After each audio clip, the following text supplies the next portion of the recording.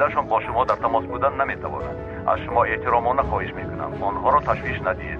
تشکری زیاد.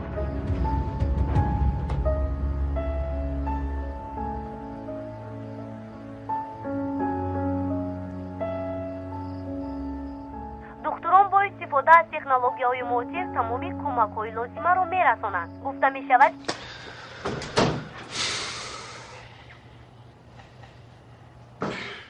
با شما چند بار گویم که به حجره من به اجازت ندارید؟ نزد بیمارخانه پر از آدم است.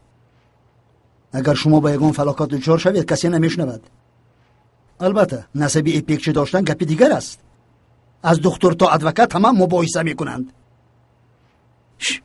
به من نگاه کن.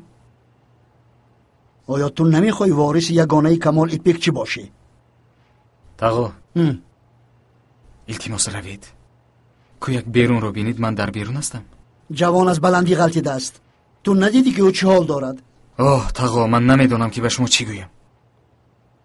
تو حالا در یک کنج خانه ایستاده فکر کن. برای کمال ایپیکچی یگانه فرزندش تو میشوی.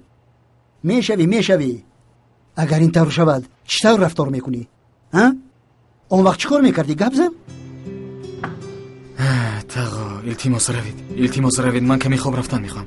خیزید. کنی خیزید.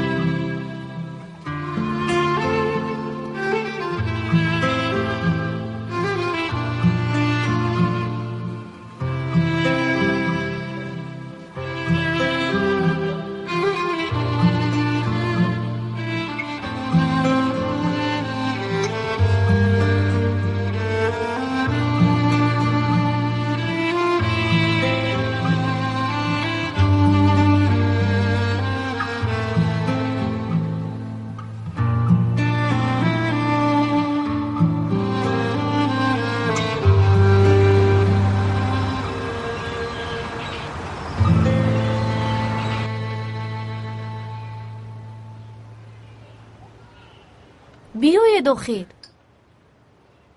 تاغو در یک روز شما متخصصی ساحه اینترنت شدید. آفرین. من اگر خواهم در 2 روز مهندس کامپیوتر میشوم. سخن آید حیات مرد رفته ایستاده است. هممان را علاقه دار میکند. آیا دروغ است؟ دروغ. این به من دخل ندارد.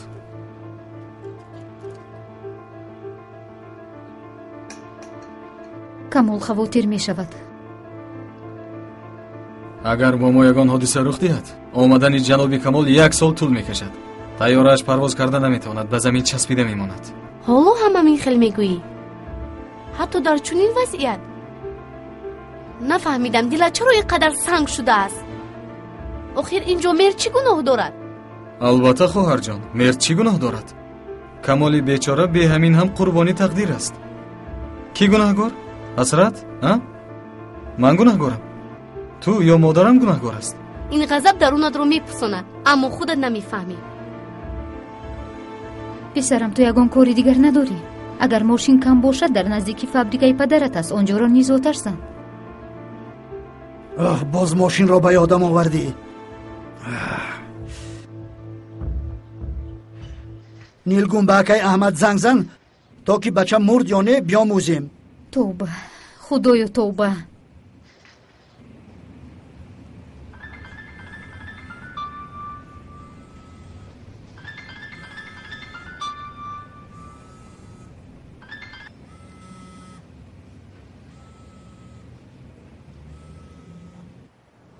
الو سلام اکای احمد، بخشش که ناراحت کردم. هیچ گپ نه، مرحمت گپ زنید. مرد چی احوال دارد؟ خواطر شدیم. کمال سراسیمه وار بر اومده رفت. صحبت کرده نتوانستیم. از تلویزیونم کمی خبر دادند و مرحمتی که تو داری به تمام دنیا میرسد. نیلگون سلامتیش چی طور است؟ حالا هیچ چیز گفته نمیتوانم. از گفته آنم قدر خوب است. کمال در نزد دکتر است، بیاید باز میپرسد. خدا مددگارش بود. با کمال به تو زنگ زدنش را خاطر رسان میکنه. همیشه دعا میکنم تا بازدید. مالش دخترم.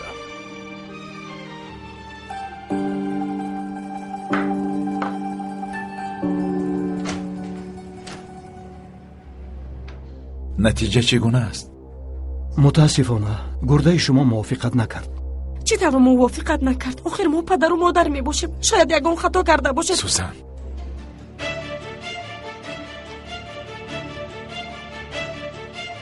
چی کار میکنی؟ وضعیت ناگوار، باید گرده موافق پیدا کنیم. در مدت کوتاه یافتن دشوار است، اما از اعضای عائله جستجو کنید. پسرم را شما احیا برارید. ترکیه را جستجو کنید. اگر لازم باید تا قرب جستجو کنید. التماس به پسرم یاردم کنید. التماس. خدا جان یاریده.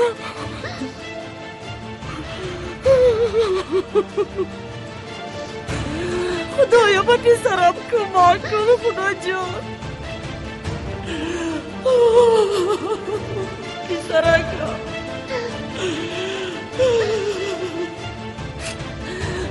پسرکم خدایا خدا بنده کمک کن.